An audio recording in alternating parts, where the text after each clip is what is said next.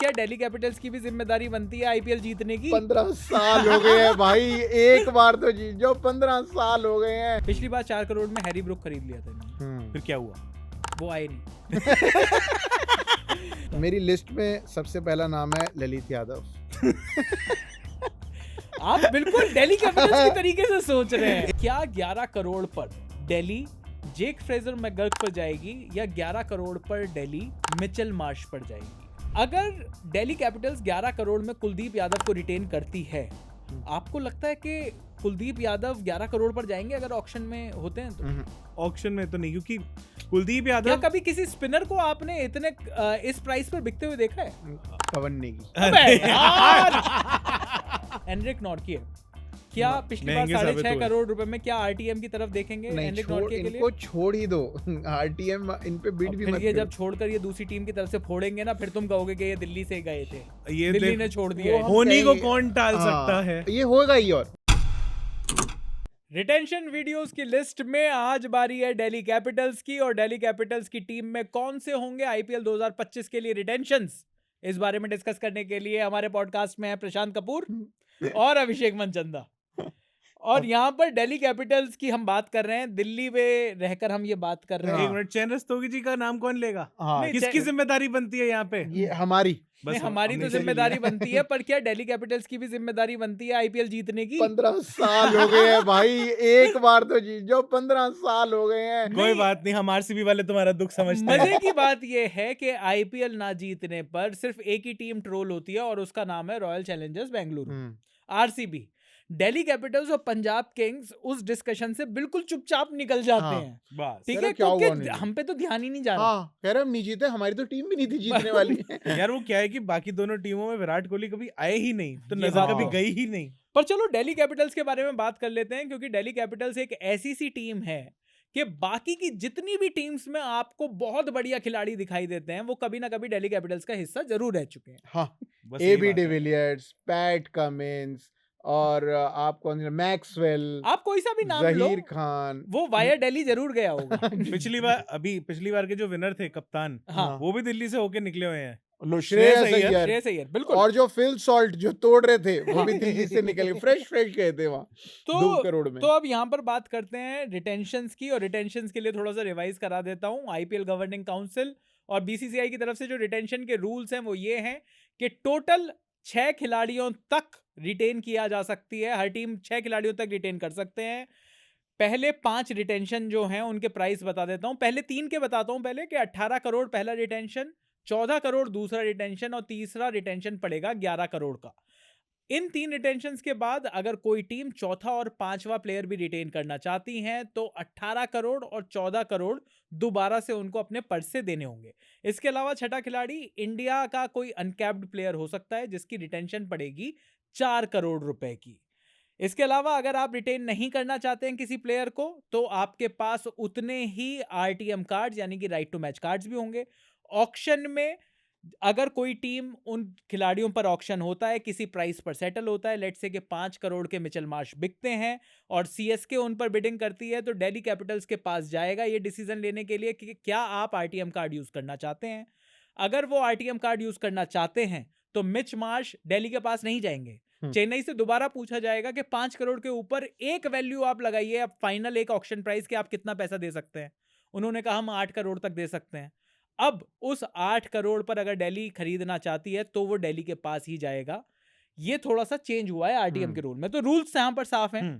थोड़ा सा ये साफ सफाई कर लेते हैं कि दिल्ली कैपिटल्स में कौन कौन से प्लेयर्स रिटेन होने चाहिए, एक दूसरे की लिस्ट समझ लेते हैं। अभिषेक, आप बताइए कि आपकी क्या लिस्ट है दिल्ली की तरफ से? यार, दिल्ली की तरफ से लिस्ट जो है वो बड़ी शुरू होती ही खत्म हो रही है। बताइए। मतलब अगर आप दिल्ली को ये देखो कि वो कोई रिटेंशन ना करें और क्लीन स्लेट के साथ पूरा पर्स लेकर अगर उतर जाते हैं ऑक्शन में, मैं बिल्कुल हैरान नहीं होऊंगा। 120 करोड़ रुपए पूरा पर्स लेके उतर और जाएगा। दिल्ली कैपिटल्स अगर ऋषभ पंत को भी छोड़ देगी तो कप्तान भी लेना होगा, वैसे ही कप्तानों के लाले पड़े हुए हैं। हाँ, मतलब ऋषभ पंत की तो पहले ही एक तो ऐसी उड़ती उड़ती खबरें भी आ रही हैं, रहेंगे नहीं रहेंगे, रिटेन करेंगे नहीं करेंगे, और ऋषभ पंत फिर और किस टीम, हर टीम के साथ तो उनका नाम जोड़ दिया है कि नहीं यार वहां से CSK चले लखनऊ चले जाएंगे, CSK चले जाएंगे, वहां पे माही भाई हैं, उनके गुरु हैं, ये हर तरीके की बात है। तो मैं इसीलिए कह रहा हूँ कि अगर कोई रिटेन ना भी करे मैं हैरान नहीं होऊंगा। और हालांकि क्योंकि एक चीज और जोड़ दूं कि दिल्ली कैपिटल्स का इस बार जो पूरा का पूरा स्टाफ है वो भी चेंज हो गया है। ओहो। ना अब सौरव गांगुली है, मैनेजमेंट पूरी वो ना अब की रिकी पॉन्टिंग है, पूरा मैनेजमेंट चेंज हो गया है। अब यहाँ पर वेणुगोपाल राव है,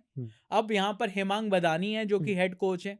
तो एज सच कोई एसोसिएशन, सिर्फ अगर दिल्ली से अगर कोई एसोसिएशन है ऋषभ पंत का तो वो ये कि वो यहाँ की रणजी टीम से खेलते थे।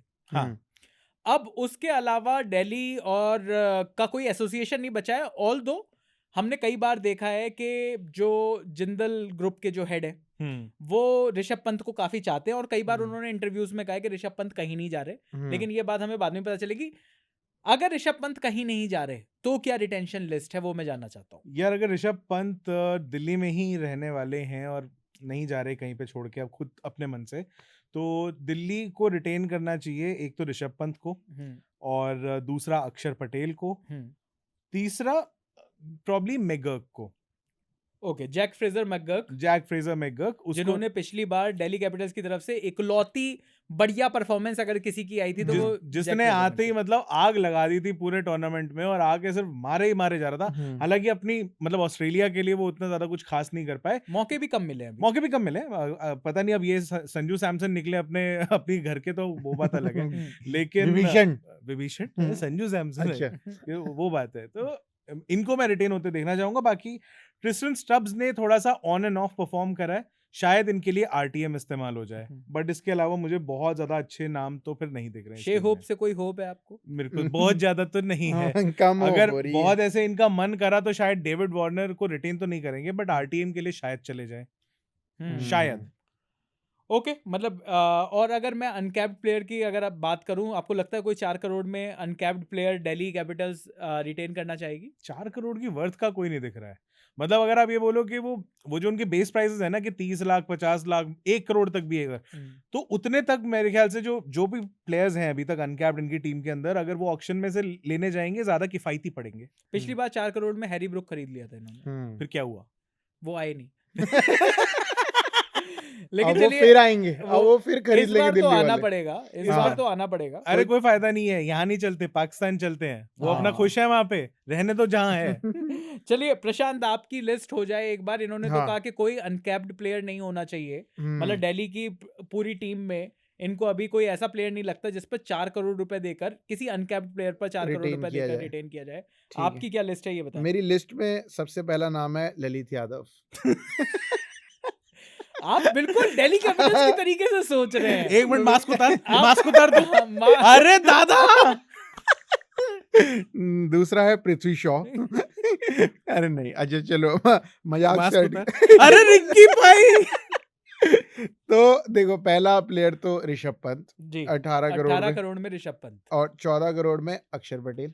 14 करोड़ में अक्षर पटेल, ये आपका भी रिटेंशन नाम था। हाँ, मेरा भी सेम ही है। मैं अभी भी बता दूं कि यहीं पर बता दूं कि अगर सेम ही चल रहा है तो यहाँ तक तो सेम है। हालांकि मेरे दिमाग में 18 करोड़ आप अक्षर पटेल को दे दो, ऑलराउंडर है बंदा। ये वो बैटिंग से भी प्रूव कर रहा है, बॉलिंग से भी प्रूव कर रहा है, फील्डर तो बढ़िया है ही है। तो अगर वो 3D प्लेयर, ये बोलना नहीं चाहिए वैसे किसी प्लेयर के लिए, कृपा वहीं रुक जाती है। नहीं 3D नहीं है। लेकिन जो 3 तरफा जो बंदा खेलता है बढ़िया, हरफन मौला, तो ऐसे प्लेयर के लिए आई थिंक वैल्यू उसकी जो है वो ज्यादा बनती है। अगर इस जो हम 18, 14 और 11 का जो हम कैटेगराइजेशन कर रहे हैं उसके हिसाब से अक्षर पटेल बेटर फिट है 18 के पर लिए। स्पॉन्सर नहीं आते अक्षर पटेल की शक्ल पर। पता नहीं क्यों नहीं आते। अब तो क्यों नहीं आते? अब तो एक बारी किया जा सकता है। एक बारी चाइना में गए थे रविंद्र जडेजा, वहां उनको सुई लगा दी थी। फिर उनका DNA आ गया, उससे दूसरा रविंद्र जडेजा बना रहे थे। शक्ल थोड़ी अलग रह गई। कितना लोगों ने अक्षर पटेल बोल दिया। हम कुछ एडिट नहीं करते इस पॉडकास्ट में से, इसलिए घटिया जोक भी हम एडिट नहीं कर पाएंगे। तो भाई जो उसके साथ हो रहा है अक्षर पटेल से टीम इंडिया, वो भी तो घटिया ही हो रहा है, बार बार यही बोल रहे हैं। लेकिन अक्षर पटेल पिछली बार 9 करोड़ में गए थे IPL, इस बार अगर 14 करोड़ में जाते हैं तो सब्सटेंशियल रेज है। और इतनी रेज तो हमारी कहीं नहीं हो रही। हमारा तो सालों हो गए। पर चलो आप बताएं। और तीसरा मेरा भी वो सेम है, Jake Fraser McGurk.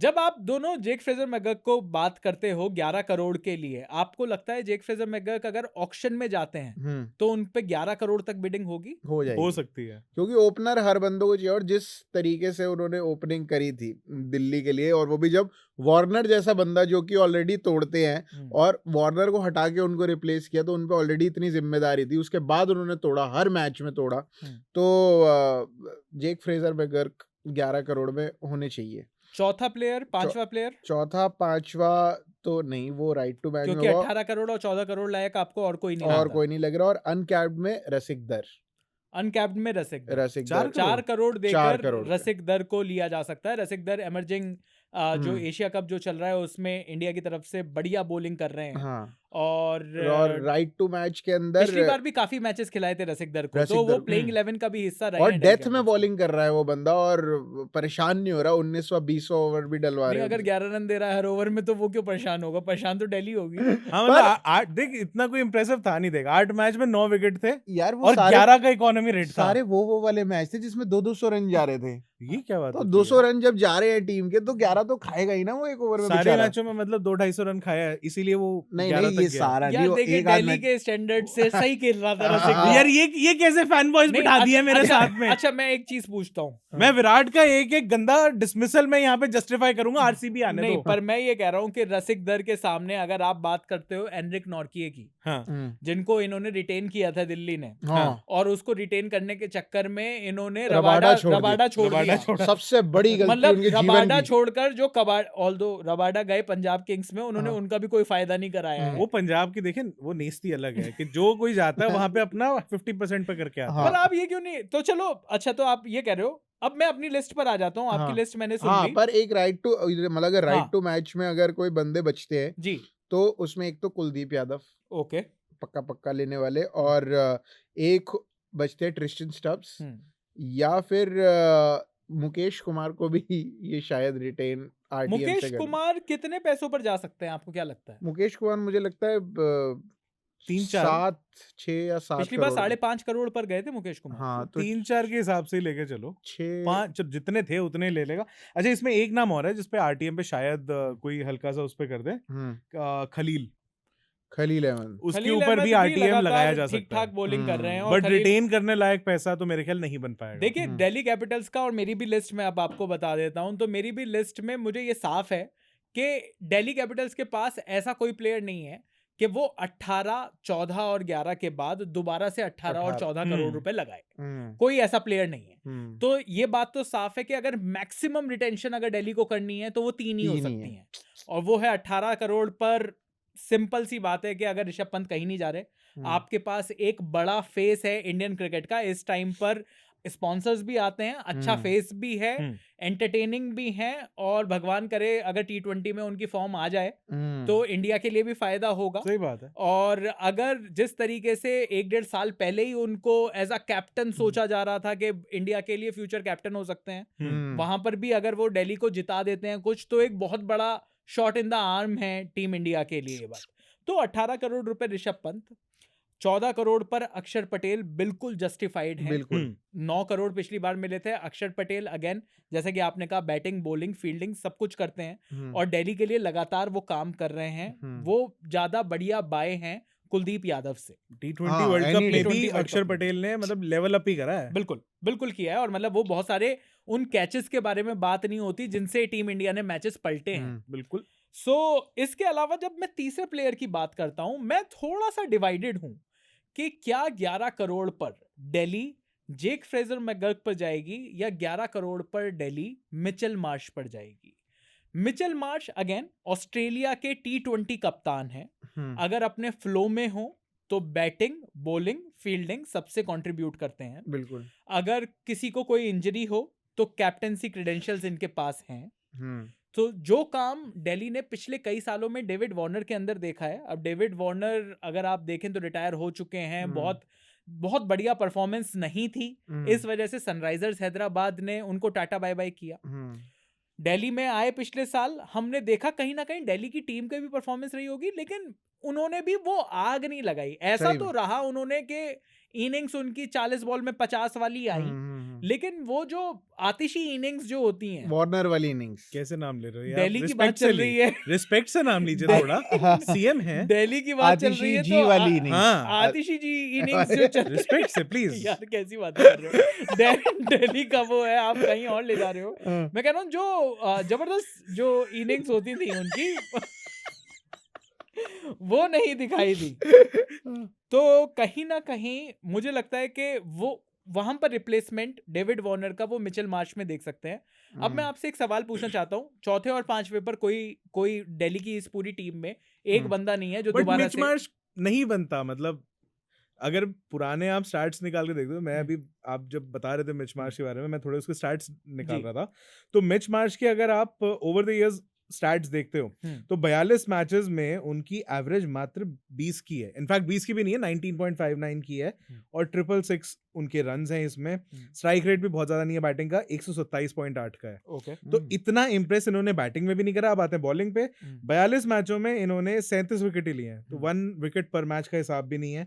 And economy मतलब स्लाइटली हायर है, 8.5 की है। 8.5 की, चलिए T20 के हिसाब से ठीक है। और और दिल्ली के हिसाब से तो और बहुत सही है। स्ट्राइक रेट 15.14 का, तो मतलब ऑब्वियसली तब तक आपको 1 विकेट पर मैच का हिसाब इसीलिए नहीं लग पा रहा है। बिल्कुल। पर यहाँ पर चलिए थोड़ा सा डिस्कशन को दूसरी तरफ मोड़ते हैं, क्योंकि जब हम बात करते हैं जेक फ्रेजर मैकगर्क की या मिचेल मार्श की कि 11 करोड़ पर वो कौन सा प्लेयर होना चाहिए, मैं आपसे ये जानना चाहता हूँ, ओवर द इयर्स आप ऑक्शन के हिसाब से देखिए, ऑक्शन में सबसे ज्यादा पैसा किन खिलाड़ियों को मिलता है?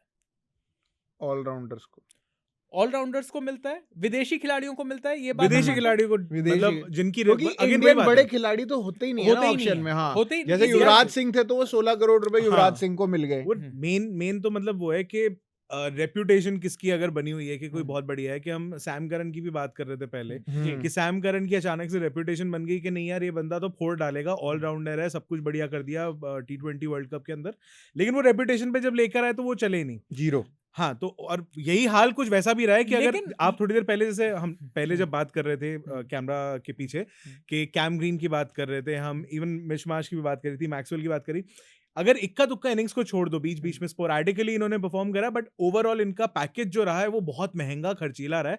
पैसे लेकिन इनकी रेपुटेशन पे मिल रहे हैं कि ये बिग बैश में क्या कर रहे हैं, अब मैं ये और बाकी लीग्स में क्या कर रहे मैं हैं। वहीं पर ये बात भी पूछना चाहता हूं कि जब हम कहते हैं ओवर द इयर्स किसको सबसे ज्यादा पैसा मिला है, या ऑक्शन में कोई भी टीम्स ज्यादा पैसा किस पर खर्च करती हैं, तो बड़े बड़े ऑलराउंडर्स की अगर हम बात करें, ऑस्ट्रेलिया में बड़े ऑलराउंडर्स होते हैं।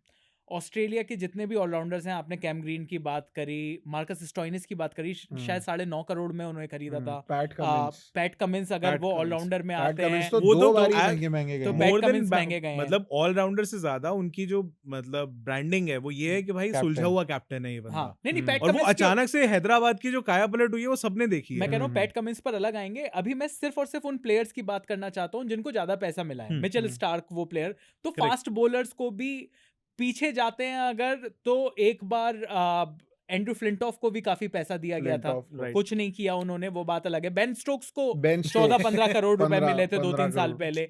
सो ये इंग्लैंड, ऑस्ट्रेलिया, साउथ अफ्रीका, ये जितने भी, क्योंकि यहाँ के जो ऑलराउंडर्स हैं वो वाकई में मतलब बड़े ऑलराउंडर्स माने जाते हैं, जो बढ़िया हिटिंग भी कर लें और बॉलिंग और बैटिंग में भी ढंग का लगातार कंट्रीब्यूशन दे, या फिर वो जेन्युइन फास्ट बॉलर जो आपका स्पेयर हेड हो। जिस तरीके से मुंबई ने एक बार ये जो इंग्लैंड के फास्ट बॉलर हैं इन पर लुटा दिया था जसप्रीत बुमराह के साथ जोड़ी बनाने के चक्कर में, जोफ्रा आर्चर जोफ्रा आर्चर पर पैसे जोफ्रा लुटा दिए, आर्चर। और फिर जोफ्रा आर्चर उस सीजन में आए भी नहीं थे, आए ही नहीं और ये आए। पहले से ही पता था कि वो उस सीजन में होंगे नहीं। आएंगे, हाँ। सो इस तरीके से बड़ा पैसा, या तो बहुत जबरदस्त फास्ट बॉलर हो वो स्टार्क, या फिर बहुत जबरदस्त ऑलराउंडर हो वो, या फिर बहुत तोड़ू बैट्समैन हो जिसकी रेपुटेशन T20 में किलर बैट्समैन की हो, उसको ज्यादा पैसे मिलते हैं। अब ऐसे में जेक फ्रेजर मैकगर्क क्या ऑक्शन में जाते हैं? मान लीजिए ऑक्शन में छोड़ दिया इन्होंने कहा मैं 2 ही प्लेयर्स को रिटेन करता हूं और अब बाकी सारे RTM करता हूं। क्या ऐसा तो नहीं हो जाएगा कि 11 करोड़ से ऊपर आपको जेक फ्रेजर मैकगर्क के लिए भी RTM यूज करना पड़ेगा और मिचेल मार्श के लिए भी करना पड़ेगा? मिच मार्श के लिए तो मुश्किल लग रहा है, मुश्किल, मतलब और मुझे इस तो। बार रिकी पॉन्टिंग नहीं है स्पेशली, तो ऑस्ट्रेलियन खिलाड़ियों पे बहुत ज्यादा तो इस बार तो सारे इंडियंस हैं, वेणुगोपाल राव और हेमंत मदानी किस पर पैसा लगाने वाले हैं? अभिषेक पोरेल, ललित यादव। तो अभिषेक पोरेल, ललित यादव और रसिक दर, ये सारे। देखिए रसिक दर तो मुझे भी, मेरी लिस्ट में भी 4 करोड़ पर रिटेन है। और थोड़ा आपसी इंटरनेशनल रिलेशन अच्छे रहे तो गुलबदीन को भी ये लोग रिटेन करेंगे। हाँ, गुलबदीन नाइब। पिछली बार कुमार कुशाग्र को 7 करोड़ 80 लाख रुपए में खरीदा था दिल्ली कैपिटल्स ने। उस हिसाब से कुमार कुशाग्र की उस तरीके से परफॉर्मेंस नहीं रही, पर उस हिसाब से जिस तरीके से रसिक दर लगातार इंप्रूव कर रहे हैं, पिछली बार भी दिल्ली ने काफी खिलाया, मुझे लगता है नो ब्रेनर होना चाहिए 4 करोड़ रुपए में वो उसको रिटेन कर या तो रसिक दर या फिर अभिषेक पोरेल। अभिषेक पोरेल को भी इन्होंने काफी यूज किया था, क्योंकि यश धुल अगेन अंडर 19 कैप्टन को आप लेकर आए थे, आपने 50 लाख रुपए में ही रख लिया था, कुछ ऐसी परफॉर्मेंस नहीं आई है कि आपको लगे कि ये 4 करोड़ में होने चाहिए। ललित यादव ने तो कुछ किया ही नहीं है सिवाय हर मैच में खेलने के। ललित यादव परमानेंट है। हाँ, वही है। रिकी भुई अगेन कुछ खास नहीं कर पाए, बट इनका भी डोमेस्टिक में अभी अच्छा चल रहा है, तो हो सकता है कुछ हवा बने। हाँ, रिकी भुई का डोमेस्टिक में ठीक ठाक कर रहे हैं। अब जो प्रॉब्लम है वो ये है कि 18, 14 और 11 अब कुलदीप यादव के ऊपर आते हैं, क्योंकि बहुत सारी रिपोर्ट्स ऐसी आ रही हैं कि कुलदीप यादव को रिटेन कर सकते हैं 11 करोड़ में। अगर दिल्ली कैपिटल्स 11 करोड़ में कुलदीप यादव को रिटेन करती है, आपको लगता है कि कुलदीप यादव 11 करोड़ पर जाएंगे अगर ऑक्शन में होते हैं तो? ऑक्शन में तो नहीं, क्योंकि कुलदीप यादव, क्या कभी किसी स्पिनर को आपने इतने इस प्राइस पर बिकते हुए देखा है? पवन नेगी। अबे यार! दिल्ली, और वो Delhi can do anything. Kuldeep Yadav के अगेंस्ट सिर्फ एक चीज जाती है कि वो टेस्ट में थोड़ा बहुत खूंटा काट के बैटिंग कर सकते हैं, बॉल को अच्छे से डिफेंड कर सकते हैं, लेकिन अभी हिटिंग कैपेबिलिटी नहीं आई है उनके पास। देखिए कुलदीप यादव नंबर 8 बैट्समैन भी नहीं है T20 सेटअप के लिए। हाँ, तो मतलब उनके पास नंबर 10 ही है। नंबर 10 ही वो बैटिंग एबिलिटी जो चाहिए, कि अगर आप एक 9-10 करोड़ का 11 करोड़ का पैकेज एक लेते हो अगर, तो उसके अंदर अगर आप बढ़िया बॉलर हो, मतलब इसमें तो कोई दो राय है ही नहीं, आप T20 हो या टेस्ट हो, वो घुमाना जानते हैं, दिमाग से खेलना जानते हैं, सीनियर प्लेयर है टीम इंडिया के लिए, लेकिन बैटिंग आपको चाहिए होती है। वो बैटिंग अभी उस लेवल पे नहीं है जहां पे आपको जाके अगर मान लो लप्पे के 1-2 छक्के भी मारने पड़े अगर, अभी वो वाली मतलब वो वाला पोटेंशियल भी नहीं आपको नजर आता है। क्या हैरी ब्रुक को 11 करोड़ में रिटेन करना चाहिए क्या? हैरी ब्रुक मतलब आउट ऑफ सिलेबस है, पर पाकिस्तान में रन कूट रहे हैं, पूरे सीजन में रन कूटे हैं। इंडिया में जो उनकी यार हैरी ब्रूक अभी मतलब ये एक ही बार मेरे ख्याल हैदराबाद की तरफ से खेल चुके हैं, वहां पे 1 सेंचुरी आई थी और उसके अलावा कुछ नहीं करा, और उसके अंदर भी इन्होंने कुछ बदजुबानी कर दी थी, इंडियन फैंस को चुप करा दिया, ये करा दिया, तो मेरे ख्याल से पता नहीं अब दोबारा लेना चाहेंगे नहीं। पर वैसे बाकी सारी टीम्स का क्या वो है, क्योंकि ये तो इनको एक तरीके से धोखेबाज प्लेयर की तरीके से देखा जाता है कहीं ना कहीं, क्योंकि गुड पीआर जो आप कह रहे हो वो गुड पीआर इन्होंने एसआरएच को दिया नहीं, और उसके बाद आईपीएल को इन्होंने और बैड पीआर दिया कि जब खरीदे गए और फिर उसके बाद कहा कि पर्सनल रीजन है, मेरे कोई घर में मेरी दादी या नानी नहीं है, जो कि 2 महीने पहले वो चल बसी थी, और फिर उन्होंने कहा कि अब जाकर मुझे जाना पड़ेगा, उनको मतलब मेरे को दुख जताना है या फिर थोड़ा सा मैं पता नहीं क्या बहाना दिया, अब क्या ही वो अलग ही रीजन से, जिस वजह से आईपीएल ने इस बार रूल्स ही वो कर दिए हैं कि अगर आप इस तरीके से करोगे तो 2 साल का बैन लगेगा। हाँ, फिर आप आओगे ही नहीं। Ben Stokes. तो इन सारे खिलाड़ियों की बात करते करते एक और खिलाड़ी की बात करनी चाहिए, वो है ट्रिस्टन स्टब्स। उनका नाम आया था दिल्ली कैपिटल्स में पिछले साल। एक्चुअली वो बहुत बढ़िया प्लेयर दिखाई दे रहे थे, मिडिल ऑर्डर में वो आते थे, कई सारे मैचेस उन्होंने लंबे लंबे छक्के लगाकर मैच भी बनाया, एक आधा मैच जिताया भी। क्या ट्रिस्टन स्टब्स वो खिलाड़ी होंगे जिन पर आरटीएम रखा जाएगा? आरटीएम 100% रखा जा सकता है, बहुत लंबे टाइम से इनको मतलब हर टीम जो भी खिलाने की कोशिश कर रहे हैं कि अब खिलाएंगे, अब ये बढ़िया करेंगे, इनकी रेपुटेशन है कि नहीं, ये जब अपनी दूसरी लीग्स खेलते हैं तो वहां पे बड़े हिटर माने जाते हैं, लेकिन आईपीएल में आते ही वही जो फॉरेन प्लेयर्स का अक्सर होता है कि जब सब कॉन्टिनेंट के पिचेस में आते हैं तो वहां पे वो पिचेस बन जाते हैं, तो फिर उनका हो नहीं पाता है अब। लेकिन ये फाइनली ऐसा हुआ कि इन्होंने डिलीवर करना शुरू कर दिया था आईपीएल के, और मिडिल ऑर्डर में किया। मिडिल ऑर्डर में सबसे ज्यादा जरूरत है दिल्ली जैसी टीम को, खासकर जहां मतलब टॉप ऑर्डर पता नहीं चले या ना चले, अगर चल गया तो ठीक है, नहीं चला तो कोई तो है बंदा जो संभाल सकता है इनकी दिल्ली की पारी। तो चलिए यहाँ पर थोड़े से इंडियन प्लेयर्स के बारे में बात कर लेते हैं, क्योंकि हमने ये बात करी कि अगर तीसरे नंबर पर जा रहे हैं जेक फ्रेजर मैकगर्क, या फिर अगर वो जा रहे हैं आपके मिचेल मार्श, और हम बाकी 2 आरटीएम के लिए भी बात कर रहे हैं ट्रिस्टन स्टब्स की, तो जो इंडियन प्लेयर्स थे दिल्ली कैपिटल्स के पास